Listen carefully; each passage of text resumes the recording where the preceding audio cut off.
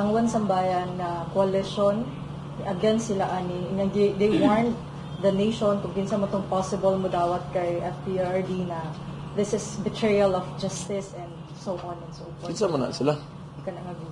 Kisa ganina sila? Political organization, One Mga na Sambayan. po.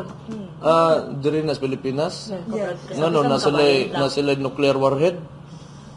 Kung wala, hilom sila. Because they cannot threat any country if you do not have military power. So, shut up, you idiots.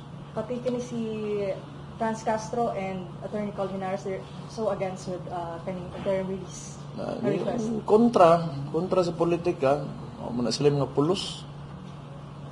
Ito banha lang.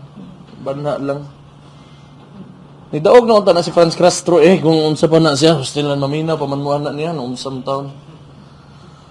So ganito, Oh, yes. hindi na ko na kuan be. Nasa giingon, katawanan kaayo. John Ray, di ayo si John Ray. Tama si John Ray, di ay na, no, tao. John Ray, ni nga na, dagana ba ni mong nahibaw anday? Iskot man gay. Ganang, okay, sagdi lang, ana mo gina sila.